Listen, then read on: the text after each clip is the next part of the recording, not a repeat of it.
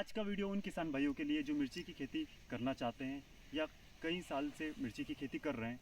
तो मैं संजय ठाकुर आपका स्वागत करता हूं आपके अपने चैनल जख्मी फसलों के हॉस्पिटल में।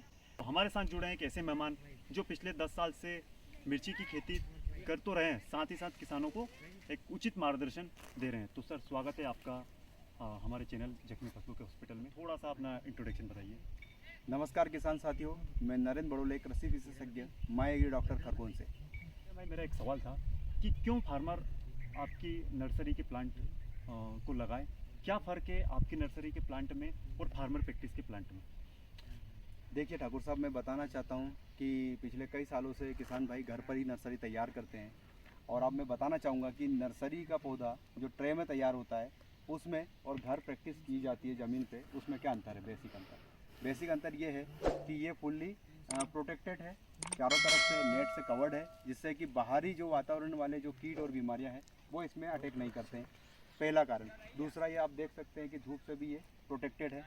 अब हम लोग किसान की प्रैक्टिस समझते हैं तो वो किसान खुले वातावरण में लगा देता है।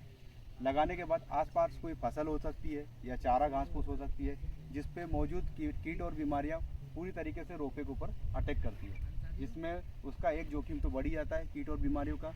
दूसरा यह है कि जब पौधा उसका तैयार होता है, तैयार होने के बाद वो ज़मीन से जैसे ही उखाड़ता है तो उसकी जितनी भी वाइट रूट रहती है उसमें लगभग 70% डैमेज हो जाती है। उखाड़ने के बाद जब पौधा लेबर लगाता है गड्ढा करके, तो उसको जब दबाता है तो दबाने में, पुश करने में कुछ रूट जो है डैमेज हो जाती है, जिसकी वजह से पौधा अपना भोजन प्रॉपर तरीके से नहीं ले पाता है। आप देखते हैं कि कम से कम 15 दिन तक पौधा वो लटका रहता है और उसके बाद उसको होश आता है और फिर जा करके वो चलना प्रारंभ करता है। जब वो धीरे चलता है या लेट चलता है, वेजिटेटिव ग्रोथ उसकी उस लेवल की नहीं हो पाती है जो होना चाहिए जी, तो क्या किसान भाई को प्रोडक्शन में उसका कोई इफेक्ट पड़ता है? जी बिल्कुल पड़ता है। जो पौधा शुरू से ही धीरे चलेगा तो स्वाभाविक सी बात है, इसका तोड़ा भी लेट आएगा, और जो तोड़ा आएगा उसका प्रोडक्शन भी कम आएगा।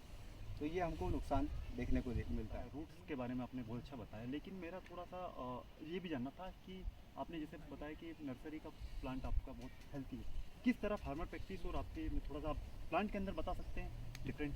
जी बिल्कुल, मैं बता सकता हूँ। चूँकि ये ट्रे के अंदर तैयार किया गया पौधा है, किसान भाई जब लेकर के जाएगा उसके खेत पर, तो ये सीधा निकल जाएगा कप का कप, और ये कप सीधा हम लोग जहाँ पर लगाना चाहेंगे मेन फील्ड में वहाँ जा कर के लग जाएगा।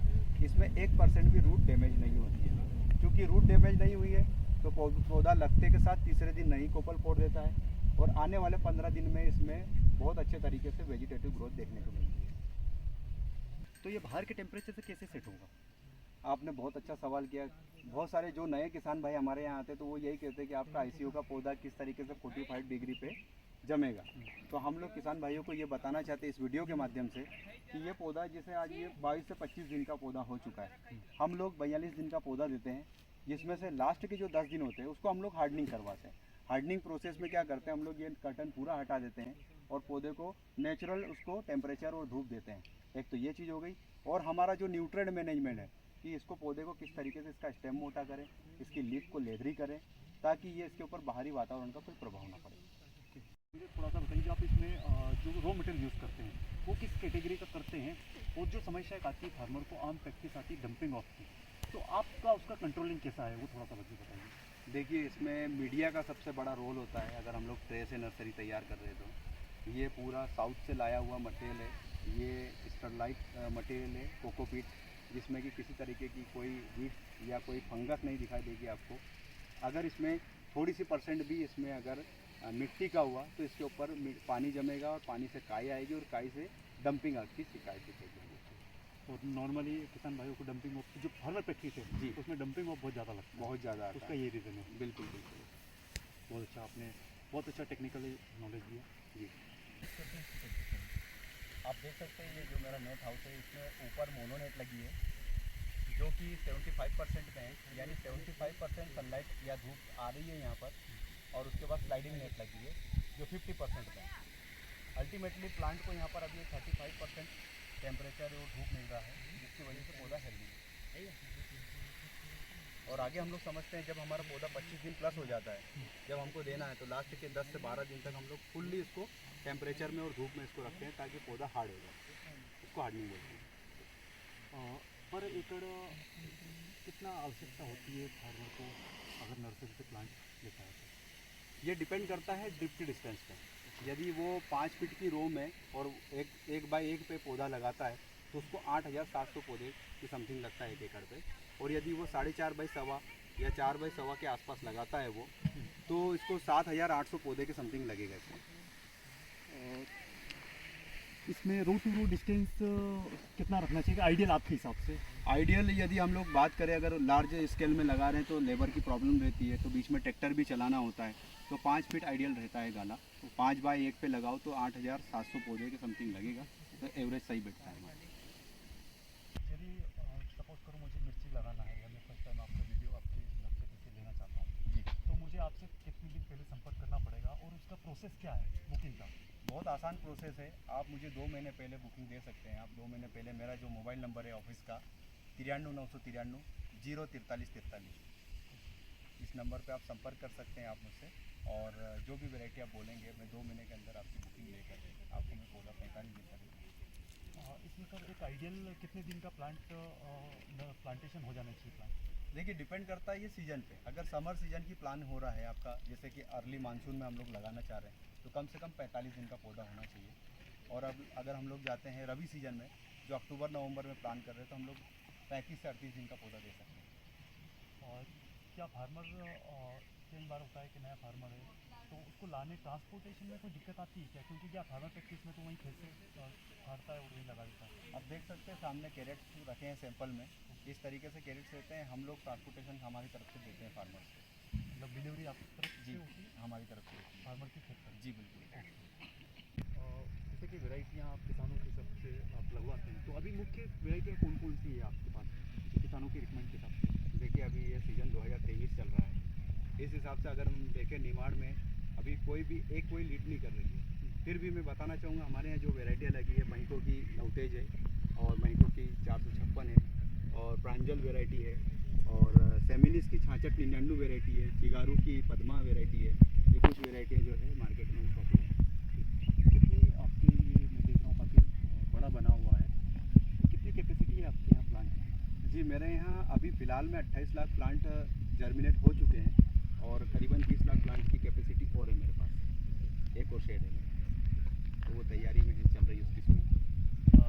आखिरी सवाल, हमारे खासकर मिर्ची जो खेती करते किसान भाई, वो वायरस को लेके बड़ी उनको चिंता रहती है और हम देख रहे हैं दिन ब दिन वायरस के कारण हमारे किसान भाई उससे परेशान हैं।